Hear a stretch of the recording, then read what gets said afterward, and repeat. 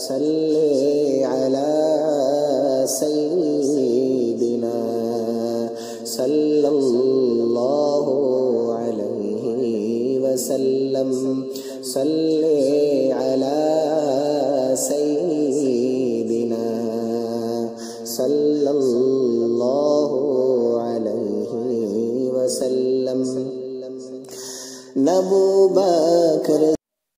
اللہ اپنے نبی سے کہہ رہے ہیں عن قریب تمہارا رب تمہیں راضی کر دے گا. اور اللہ کیا کہہ رہا ہے؟ اللہ اپنے نبی صلی اللہ علیہ وسلم کے شہر کی قسم کھا رہا ہے. کیا کر رہا ہے اللہ؟ اپنے نبی کے شہر کی قسم کھا رہا ہے. لا اقسم بهذا البلد وانت حل بهذا البلد. کون سا شہر ہے اللہ کے نبی کا؟ مدینۃ المنورہ. ہاں، اس کی قسم کھا کر اللہ کہہ رہا ہے. اللہ کے نبی صلی اللہ علیہ وسلم کے بارے میں اور اللہ کہتا ہے سبحان الذی اسری بعبدہ، میں نے میرے بندے کو معراج کا سفر کرایا. کیا کرا اللہ؟ میں نے میرے بندے کو معراج کا سفر کرایا. اسرا، ہاں، آسمانوں سے بلند بلا کر لیا. یہ فضیلت صرف اللہ کے نبی صلی اللہ علیہ وسلم کو حاصل ہے. یہ کون سا نبی ہے؟ اس کے بارے میں اللہ کہتا ہے یا ایھا المزمل. اللہ کے نبی صلی اللہ علیہ وسلم اپنے نبی کے صفات کے ذریعے بلا رہا ہے. یا ایھا المزمل، یا ایھا المدثر. صفات کے ذریعے کب بلا رہا ہے؟ کبھی اس کی ذات کو بلند کر کے اللہ تعالیٰ اس کی تعریف بیان کر رہا ہے. اب یہاں تک تو بات تھی ہر کوئی عاشق اپنے معشوق کی تعریف کرتا ضرور ہے. جو جس سے محبت کرتا ہے وہ اپنے محبوب کی تعریف کرے گا ہی. لا الہ الا اللہ محمد رسول اللہ، یہ اللہ کا لاڈلا نبی ہے. اللہ کیوں نہ تعریف کرتے ہیں؟ آگے فرشتے بھی تعریف کرتے ہیں. فرشتے بھی، ہاں، تعریف اللہ نے فرشتوں کے ذریعے بھی کرا ہے. چلو یہ تو اللہ کی نورانی مخلوق تھی، یہ تو کر لیتے. اللہ تبارک و تعالی انسان و جنات کے ذریعے سے بھی تعریف کروا رہے ہیں. کیا کروا رہے ہیں؟ ہاں، انسان 5 وقت کی نمازوں کے لیے اشہد ان محمد الرسول اللہ، اللہ تبارک و تعالی مسجد کی میناروں پر اللہ کے نبی صلی اللہ علیہ وسلم کے نام کو گونجوا رہے ہیں. یہ لوگوں کی زبانوں پر اللہ کے نبی صلی اللہ علیہ وسلم کی تعریف اللہ کروا رہا ہے. یہ میرے اور آپ کے نبی کی شان کی بات ہے کہ اللہ رب العزت خود بھی تعریف کر رہا ہے، فرشتوں کے ذریعے بھی تعریف کروا رہا ہے، انسان و جنات کے ذریعے سے بھی تعریف کروا رہا ہے. یہ ہمارے نبی کی شان ہے.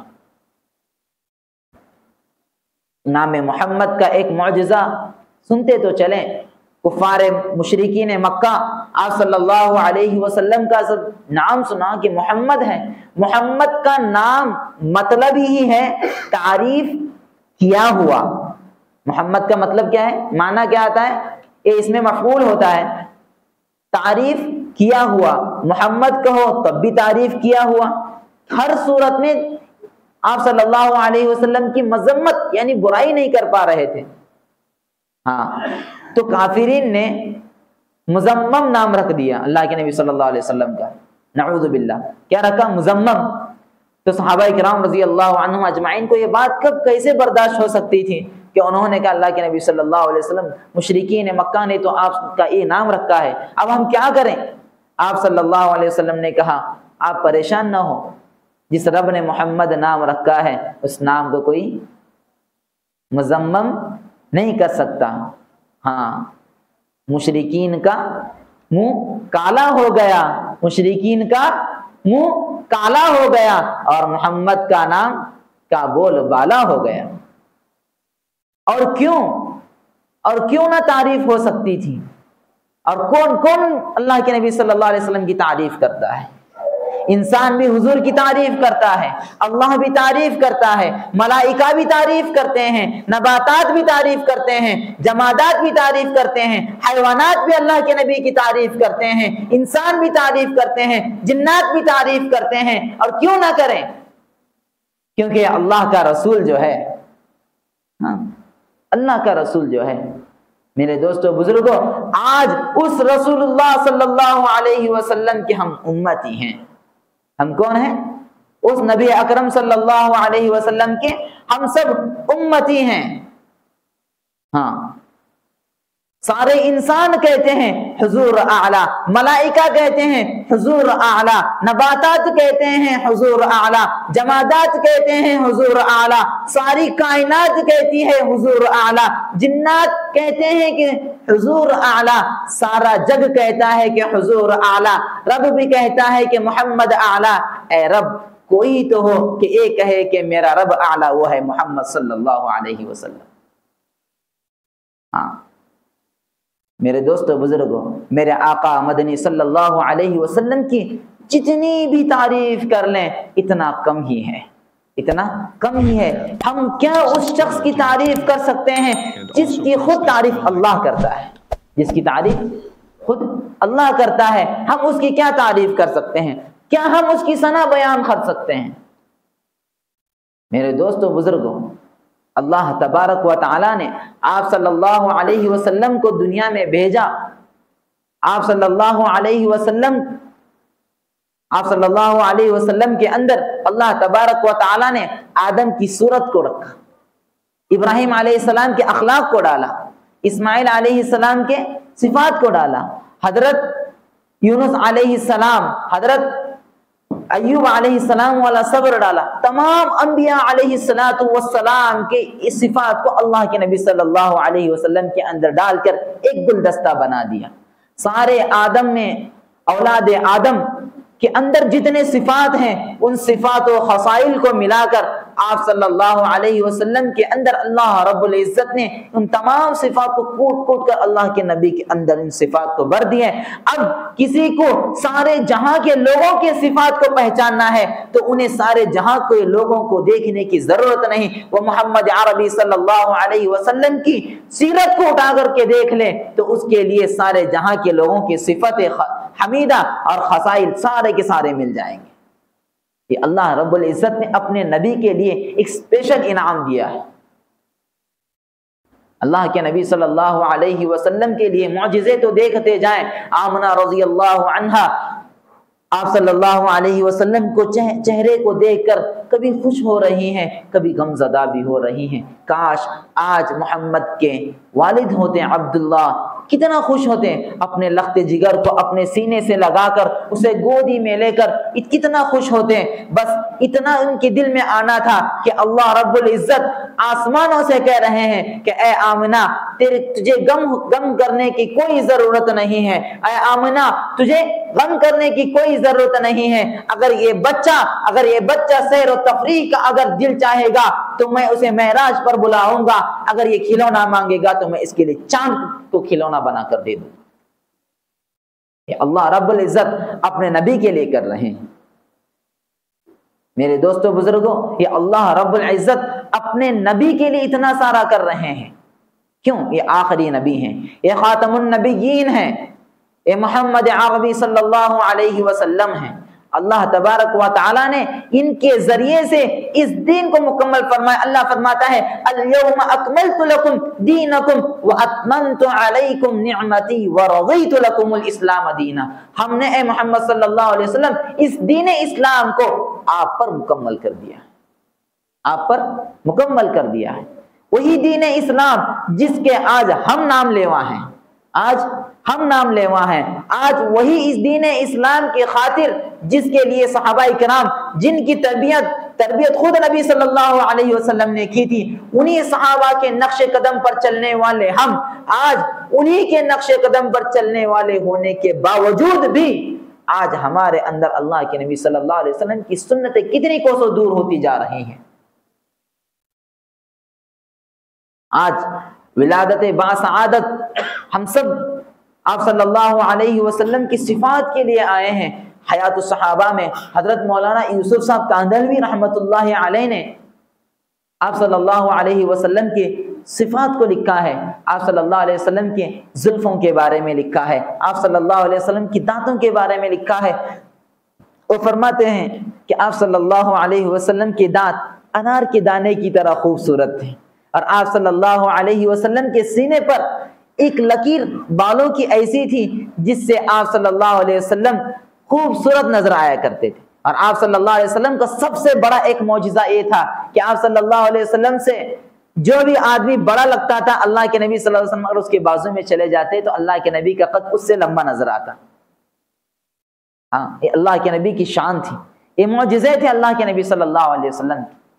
میرے دوستو بزرگوں، وہی نبی جس نے اس دین کو لایا، اس نے کہا اشہد ان لا الہ الا اللہ وحدہ لا شریک لہ لہ الملک ولہ الحمد۔ جس نے بھی اس کلمے کو پڑھ لیا وہ کامیاب ہو گئے۔ اشہد ان لا الہ الا اللہ واشہد ان محمدا عبدہ ورسولہ۔ تم گواہی دے دو، تم گواہی دے دو کہ اللہ ایک ہے، اس کا کوئی شریک نہیں، اور گواہی دو کہ میں اللہ کا رسول ہوں۔ کیا گواہی دو؟ میں اللہ کا رسول ہوں۔ میرے دوستو بزرگوں، اللہ کے نبی صلی اللہ علیہ وسلم اس ساری صفتوں کو اللہ تعالیٰ نے ان کے اندر ڈال کر نبوت سے نوازا۔ نبوت ملنے کے بعد اللہ کے نبی صلی اللہ علیہ وسلم نے اپنے اس نبوت والے کام کو شروع کر دیا تھا۔ محترم حضرات، آپ صلی اللہ علیہ وسلم کی زندگی میں اتنی ساری تکالیف کا آنا، اتنی ساری تکالیف کا ان کا برداشت کرنا، یہ میرے اور آپ کے لیے ہی تھا۔ اللہ کے نبی صلی اللہ علیہ وسلم فرمایا کرتے تھے صحابہ سے، میری تمنا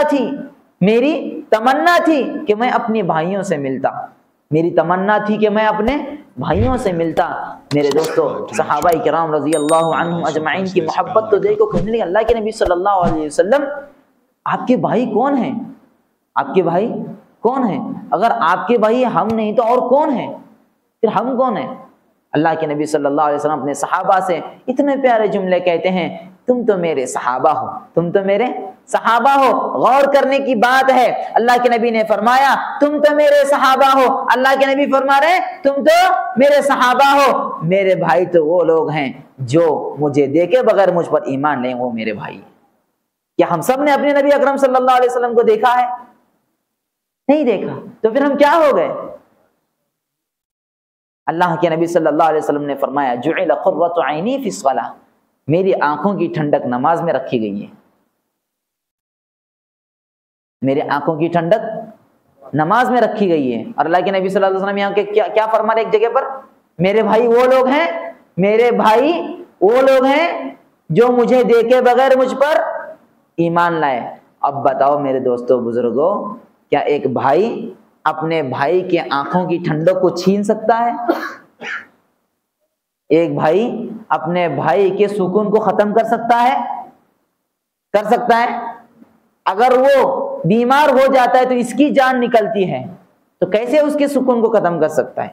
تو جس نبی نے ہمیں اپنا بھائی کہا ہے، ہم اس نبی کے آنکھوں کی ٹھنڈک جو نماز ہے، اس نماز کو ترک کر کے، اس نماز کو چھوڑ کر ہم سب اللہ کے نبی صلی اللہ علیہ وسلم کی آنکھوں کی ٹھنڈک کیا کر رہے ہیں؟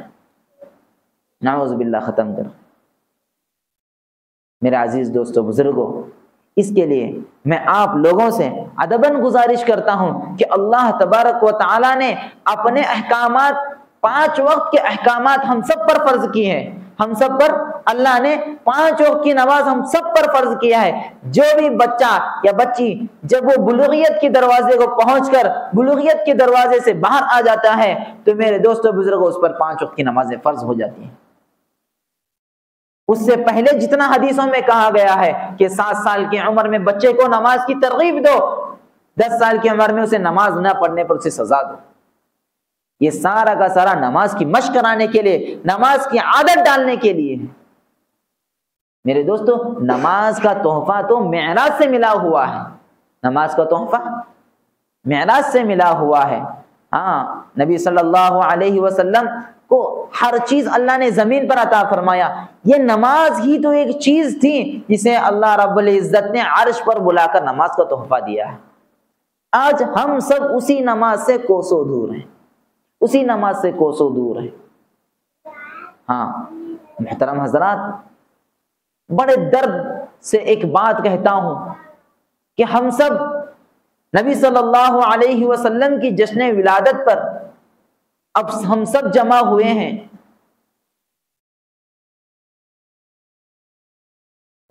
کیا اللہ کے نبی صلی اللہ علیہ وسلم میدان محشر میں کھڑے ہو کر ہم سب سے یہ پوچھیں گے کہ جتنے لوگ جشن ولادت صلی اللہ علیہ وسلم میں شریک تھے وہ کھڑے ہو جاؤ، تو کیا ہم کھڑے نہیں ہوں گے؟ ضرور کھڑے ہوں گے. لیکن اللہ کے نبی صلی اللہ علیہ وسلم جب دیکھیں گے کہ اس میں کوئی نماز ترک کرنے والا ہے، کوئی داڑھی منانے والا ہے، کوئی یہود و نصارہ کا پینٹ شرٹ پہننے والا ہے، تو بتاؤ میرے دوستو بزرگوں، کیا اللہ کے نبی صلی اللہ علیہ وسلم اس سے خوش ہو جائیں گے؟ ماشاء اللہ میری امت آ گئی، آ جاؤ آ جاؤ، گلے لگیں گے؟ بتاؤ، ایک اسکول جس کا دنیا کا بنایا ہوا اصول ہے، وہاں اگر یونیفارم صحیح نہیں ہے تو اسکول کے اندر بچے کا داخلہ نہیں ہو سکتا، انٹری نہیں ہو سکتی. تو میرے دوستو بزرگوں، جس کا پورا حلیہ اللہ کے نبی صلی اللہ علیہ وسلم سے بالکل میل نہیں کھاتا، تو بتاؤ اللہ کے نبی صلی اللہ علیہ وسلم کیسے اس کی شفاعت کر سکیں گے؟ کیسے اس کی شفاعت کر سکیں گے؟ میرے محترم دوستو بزرگوں، اللہ رب العزت نے کامیابی کا دار و مدار آپ صلی اللہ علیہ وسلم کے طریقے پر 100% چلنے پر رکھا ہے، 100% طریقے پر چلنے پر رکھا ہے. آج ان کے طریقے سے ہم کوسوں دور ہیں. ہم کیا اللہ کے نبی صلی اللہ علیہ وسلم کے طریقوں سے دور ہو گئے؟ غیروں کی اتنی جرأت آ گئی کہ انہوں نے ہمارے نبی کے شان میں گستاخیاں کرنا شروع کر دی. یہ ہماری کمی نہیں تو اور کس کی کمی ہے؟ شان ولادت صلی اللہ علیہ وسلم اتنے زور و شور سے ہم منایا ضرور کر رہے ہیں، لیکن میرے دوستو بزرگوں، ہم اپنے گریبان کے اندر ذرا جھانک کر تو دیکھ لیں کہ اللہ کے نبی صلی اللہ علیہ وسلم کی نورانی صفات، نورانی سنتیں میری زندگیوں کے اندر کتنی آئی ہیں اب تک. آج میری اور آپ کی کمزوری کی وجہ سے ہم نے اوروں کو موقع دے دیا، اوروں کو موقع دے دیا اور کچھ بھی کہتے جا رہے ہیں، کچھ نہیں آتا. میرے دوستو بزرگوں، اللہ کے نبی صلی اللہ علیہ وسلم کے زمانے میں جو لوگ ایمان لائے تھے اس میں بھی 2 طرح کے لوگ تھے. کتنے؟ 2 طرح کے. اللہ ہم سب کو دوسرا ہونے سے ہم سب کی حفاظت فرمائے، میری بھی، سارے امت مسلمہ کی بھی اور آپ سب کی بھی. ایک تو وہ تھے جو اللہ کے نبی صلی اللہ علیہ وسلم کو سچا نبی اور اللہ کو ایک مان کر اللہ کے نبی صلی اللہ علیہ وسلم کی ہر بات کو اپنایا کرتے تھے. ایک دوسری جماعت وہ تھی جو اللہ کے نبی صلی اللہ علیہ وسلم کو صرف نام سے، محمد صلی اللہ علیہ وسلم، ہم اللہ کی عبادت کرتے ہیں. یہ تھے منافق. یہ کیا تھے؟ صرف اوپر سے دکھلاوا تھا، اندر سے پورا چھلاوا تھا. یہ وہ جماعت تھی.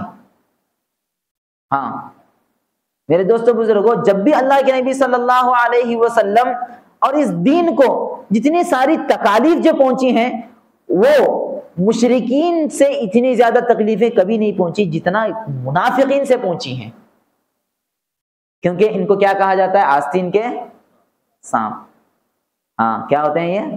آستین کے سانپ سے کسی کو کوئی خود کو مطمئن ہوتا ہے کہ بھئی آستین میرا سانپ ہے، مجھے اس سے کوئی خطرہ نہیں ہے، لیکن سب سے بڑا خطرہ یہیں سے ہوتا ہے.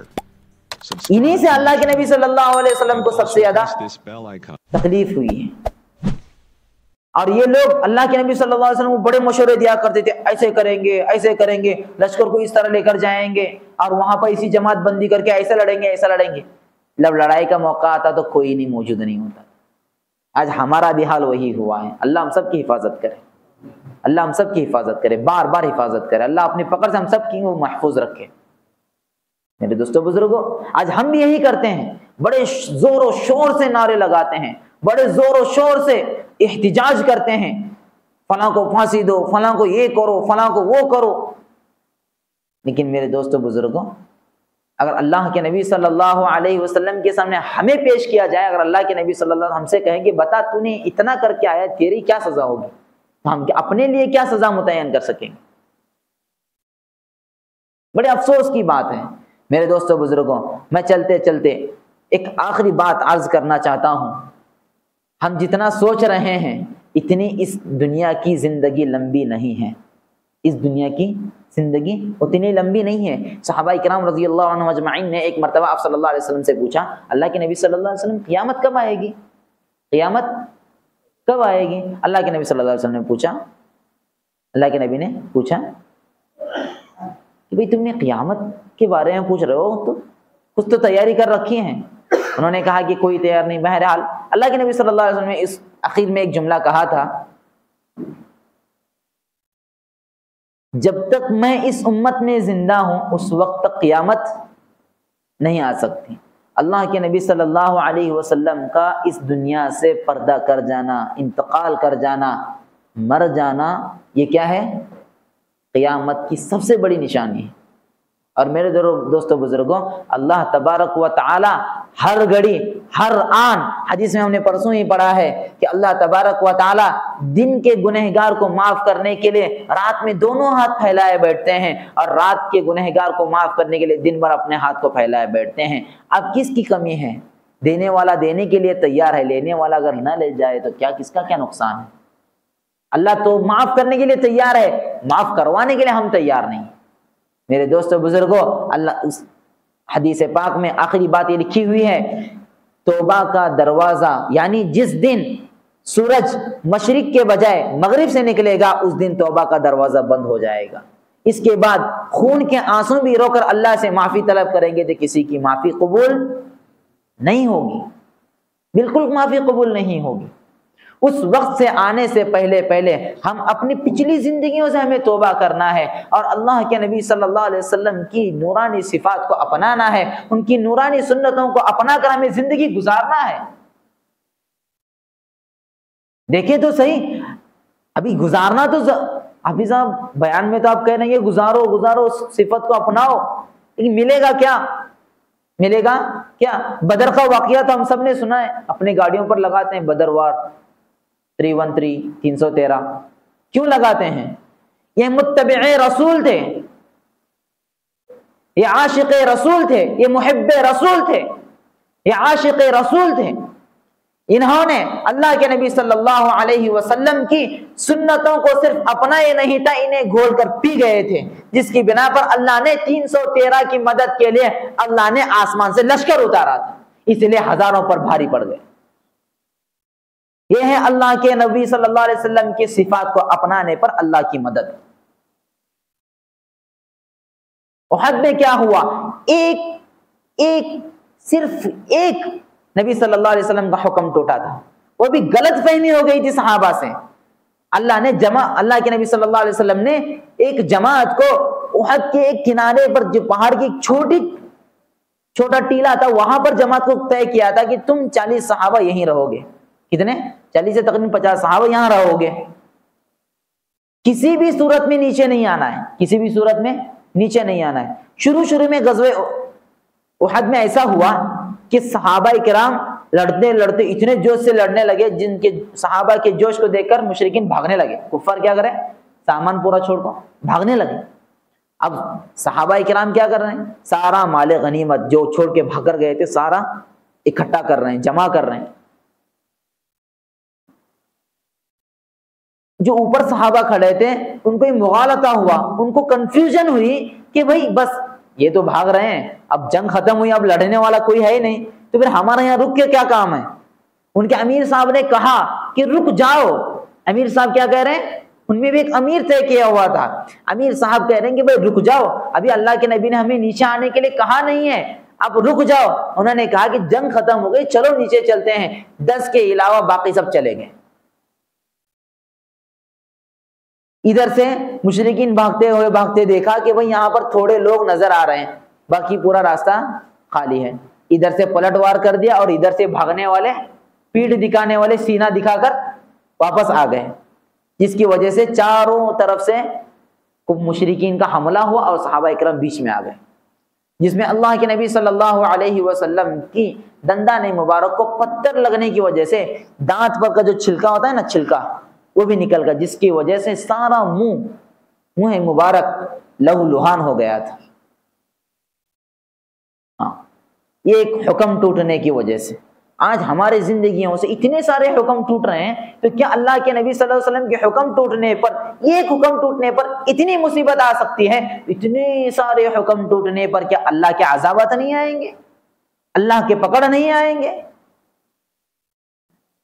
ہاں میرے دوستو بزرگ، اللہ تبارک و تعالیٰ نے ایک اچھائی کا راستہ، ایک برائی کا راستہ جیسے رکھا ہے، ماننے پر اللہ نے مدد کا وعدہ رکھا ہے، نصرت کا وعدہ رکھا ہے، نہ ماننے پر اللہ تبارک و تعالیٰ نے عذاب عظیم کا وعدہ بھی کر رکھا ہے۔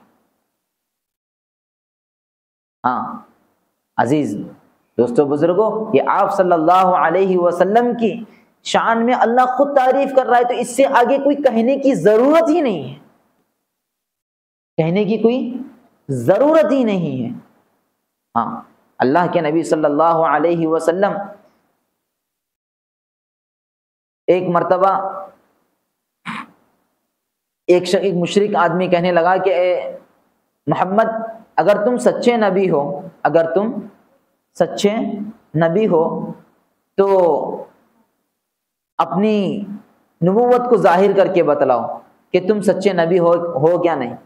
بس اللہ کے نبی صلی اللہ علیہ وسلم ایک درخت کی طرف دیکھنا ہی تھا کہ وہ درخت زمین کو پھاڑتا ہوا اللہ کے نبی صلی اللہ علیہ وسلم کی دربار میں حاضر ہو رہا ہے اور کہہ رہا ہے اشہد ان لا الہ الا اللہ واشہد ان محمدا عبدہ ورسولہ کی گواہی دیا، اور فوراً اپنی جگہ پر جا کر واپس کھڑا ہو گیا۔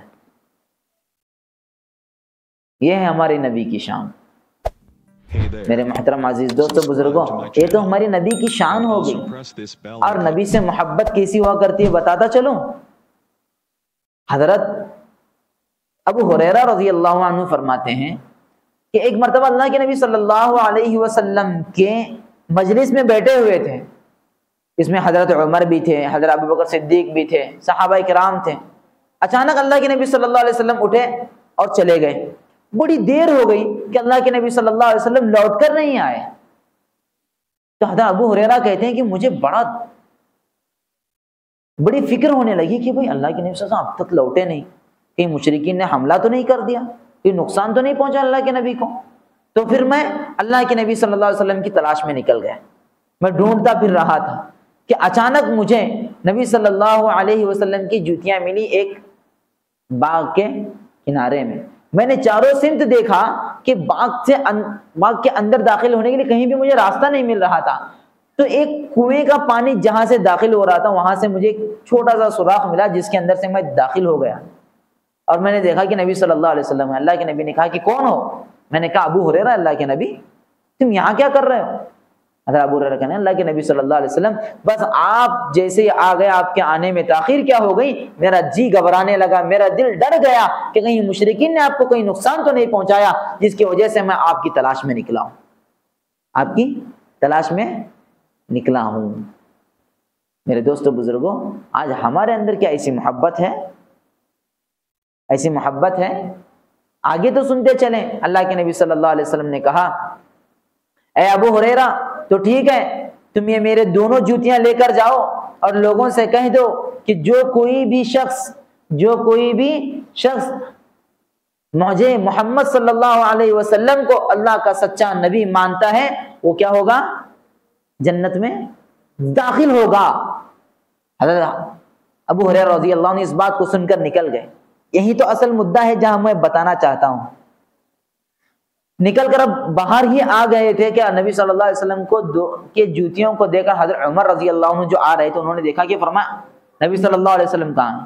انہوں نے کہا کہ نبی صلی اللہ علیہ وسلم نے مجھے یہ بات کہی ہے۔ حضرت عمر رضی اللہ عنہ نے حضرت ابو ہریرہ کے سینے پر زور سے ہاتھ مارا۔ حضرت عمر کی تو کیا کہیں، حضرت عمر کی کیا کہیں، ان کا رعب کیا تھا، ان کا جلال کیا تھا، یہ تو قوی تھے، ان کے لیے اللہ کے نبی نے دعا کی تھی اللہ عمر ابن خطاب کو ہدایت دے دے یا پھر ابو جہل کو ہدایت دے دے۔ اللہ نے آپ صلی اللہ علیہ وسلم کی دعا کو عمر کے حق میں قبول کر لیا، تو وہ عمر، جلالی عمر، حضرت ابو ہریرہ کمزور آدمی کے سینے پر مار کر کہیں گے بتا اللہ کے نبی کہاں؟ بس حضرت ابو ہریرہ رضی اللہ عنہ بیچارے پیٹھ کے بل نیچے گر گئے اور رونے لگے، اور روتے روتے اللہ کے نبی کے پاس حاضر اور کہنے لگے اللہ کے نبی صلی اللہ علیہ وسلم عمر نے میرے ساتھ یہ معاملہ کیا، عمر نے میرے ساتھ یہ معاملہ کیا۔ یہ کس کے لیے مار ہو رہی ہے؟ نبی کی محبت میں حضرت عمر ایک صحابی پر ہاتھ اٹھا رہے ہیں، کیوں؟ نبی کی بےتابی کو، نبی کی اپنے پاس موجود نہ ہونے کی بے چینی نے ایک صحابی پر ہاتھ اٹھانے پر مجبور کر دیا۔ یہ ہیں عاشق رسول، یہ ہیں محب رسول۔ حضرت علی رضی اللہ عنہ خود داماد رسول ہیں۔ ہاں، وہ کہتے ہیں کہ ایک مرتبہ اللہ کے نبی صلی اللہ علیہ وسلم کی خدمت میں حاضر ہوا۔ یہ حیات الصحابہ میں واقعات ہیں، اور حیات الصحابہ وہ کتاب ہے عرب میں سب سے زیادہ مانی جانے والی، جو صحابہ کے نام پر کتابیں لکھی گئی ہیں، سب سے زیادہ مانی جانے والی یہ حیات الصحابہ کتاب ہے۔ اس کو جو مقام، جو لیول حاصل ہے، وہ کسی اور کتاب کو مقام لیول حاصل نہیں ہے، معتبر کتاب ہے۔ اس کے اندر حضرت علی رضی اللہ عنہ کا یہ واقعہ ہے کہ وہ فرماتے ہیں میں اللہ کے نبی صلی اللہ علیہ وسلم کے دربار میں حاضر ہو کر دیکھتا ہوں کہ اللہ کے نبی صلی اللہ علیہ وسلم کے دربار میں کھانے کے لیے کچھ بھی نہیں، اللہ کے نبی صلی اللہ علیہ وسلم 2 دن کے بھوکے ہیں۔ تو مجھے بہت رنج ہوا، بہت رنج ہوا۔ میں گیا ایک یہودی کے باغ میں جا کر میں نے کہا کہ میں کام کرنا چاہتا ہوں۔ تو یہودی نے کہا 1 ڈول پر 1 کھجور، 1 ڈول کھینچ کر پانی ڈالنے پر 1 کھجور۔ حضرت علی رضی اللہ عنہ نے 70 ڈول پانی کھینچ کر درختوں کو پانی پلانے کے بعد اس نے سب سے عمدہ کھجوریں حضرت علی رضی اللہ عنہ کے سامنے پیش کیا کہ بتاؤ یہ ساری کھجوریں کیا ہیں؟ عمدہ کھجوریں ہیں، ان میں سے 70 کھجوریں تم چن کر لے جاؤ۔ آپ صلی اللہ علیہ وسلم کی پسندیدہ کھجور عجوا، اسے حضرت علی نے اٹھایا 70 کھجوریں، اور اللہ کے نبی صلی اللہ علیہ وسلم کے دربار میں حاضر ہوئے، اور آپ صلی اللہ علیہ وسلم نے اتنی ساری 70 کھجوریں، اتنے تو ہو ہی جاتے ہیں، دیکھ کر کہنے علی یہ کہاں سے لائے ہو؟ اللہ کے نبی صلی اللہ علیہ وسلم کے سوال کو سنا حضرت علی فرماتے ہیں اللہ کے نبی صلی اللہ علیہ وسلم میں اس اپنا واقعہ بیان کر دیا۔ اللہ کے نبی صلی اللہ علیہ وسلم تم نے یہ جو واقعہ سنائی کس کے لیے کیا ہے؟ تم نے یہ مشقت، تم نے یہ تکلیف تم نے کیوں کیا؟ تکلیف کیوں اٹھائی ہے؟ تو علی رضی اللہ عنہ کہنے لگے اللہ کے نبی صلی اللہ علیہ وسلم صرف آپ کی محبت نے، صرف آپ کی محبت نے مجھے اس کام پر مجبور کیا ہے۔ میرے عزیز دوستو بزرگوں، اللہ کے نبی صلی اللہ علیہ وسلم کے اس قول کو بھی ذرا سنتے چلیں کہ اللہ کے نبی صلی اللہ علیہ وسلم نے کہا کہ اے علی ذرا سننا، اے علی ذرا سننا، جو کوئی بھی مجھ سے محبت کرتا ہے، جو کوئی بھی مجھ سے محبت کرتا ہے، اس پر مصیبتیں اس طرح آتی ہیں، اتنے تیزی سے آتی ہیں جتنا تیزی سے ڈھلان سے پانی نیچے کی طرف آ جاتا ہے۔ ایسے مصیبتیں آئیں گی۔ جو اس میں ڈٹ کر رہا، جو اس میں ڈٹ کر رہا، اللہ تعالیٰ اسی کو نجات عطا فرماتے ہیں۔ میرے دوستو، محب رسول ہونا بھی کوئی آسان نہیں ہے۔ صحابہ کرام جب اللہ کے نبی پر اسلام قبول کر کے ایمان لے آئے ہیں، انہیں بھی تکلیف آئی ہے، ہم پر بھی مصیبتیں آئیں گی۔ ہم جب 5 وقت کے نمازی بنیں گے، داڑھی رکھیں گے، جبہ ازار پہنیں گے، تو کہنے والے ضرور کہیں گے، تکلیف پہنچائیں گے، ہاتھوں سے نہ صحیح اپنے الفاظ سے ضرور تکلیف پہنچائیں گے۔ میرے دوستو بزرگوں، یہ الفاظ کا تکلیف پہنچانا کوئی تکلیف تھوڑی ہے۔ حضرت بلال رضی اللہ عنہ کوڑوں سے مارے جا رہے ہیں، تپتی ہوئی ریت پر لٹایا جا رہا ہے۔ حضرت خباب رضی اللہ عنہ کو پیٹ کے بل لٹا کر گھسیٹا جا رہا ہے انگاروں پر۔ کیوں؟ اسلام لانے پر کیا قصور تھا؟ انہوں نے محمد کو نبی مان لیا تھا، ایک اللہ کو مان لیا تھا۔ تو میرے عزیز دوستو بزرگوں، آج ہم بھی اسی نبی کے نام لیوا ہیں۔ ہمیں بھی ضرورت ہے کہ ہم اللہ کے نبی صلی اللہ علیہ وسلم کے سنتوں کو اپنائیں، آپ صلی اللہ علیہ وسلم کو سیرت کو سمجھیں۔ اللہ کے نبی صلی اللہ علیہ وسلم کی زندگی کیسی تھی، اللہ کے نبی کیسے کھایا کرتے تھے، کیسے بیٹھا کرتے تھے، اللہ کے نبی صلی اللہ علیہ وسلم جب سفر میں جاتے تو کیسے جاتے، کیا کیا کرتے تھے، اللہ کے نبی صلی اللہ علیہ وسلم کسی بھائی سے ملتے تو کس طرح ملتے، کسی بھائی سے بات کرتے تو کس طرح بات کرتے۔ اللہ کے نبی صلی اللہ علیہ وسلم کی خوش مزاجی پر آپ نے ایک تقریر بھی سن رکھی ہے ابھی آپ صلی اللہ علیہ وسلم پر جو قرآن اترا ہے، اللہ تعالیٰ کی 19ویں پارے میں ایک آیت ہے، انہ من سلیمان و انہ بسم اللہ الرحمن الرحیم۔ یہ بسم اللہ صرف یہ نہیں، یہ آیت بھی ہے، یہ قرآن کی ایک آیت ہے۔ اس قرآن کی آیت کی برکت کو بھی آپ نے سن لیا ہے۔ کیا میرے عزیز دوستو بزرگوں کہ ہم اللہ کے نبی صلی اللہ علیہ وسلم کی سیرت کو دیکھ کر، ان کی سیرت کو پڑھ کر، ہم ہماری زندگی بھی اللہ کے نبی کی سیرت کی طرح نہیں کر سکتے؟ ضرور کر سکتے ہیں۔ اس کے لیے میرے دوستو بزرگوں، ہم سب کو سیرت کو جاننا پڑے گا، سیرت کو پڑھنا پڑے گا، اللہ کے نبی صلی اللہ علیہ وسلم کی پاکیزہ زندگی کو ہم سب کو سمجھنا پڑے گا، تب جا کر یہ چیزیں اندر آتی ہیں۔ میں اللہ رب العزت سے دعا کرتا ہوں کہ اللہ رب العزت ہم سب کو اللہ کے نبی صلی اللہ علیہ وسلم کی سنت سے واقفیت عطا فرمائے۔ وآخر دعوانا الحمدللہ رب العالمین۔ جو باہر ہیں وہ اندر آ جائیں، دعا ہوگی ابھی۔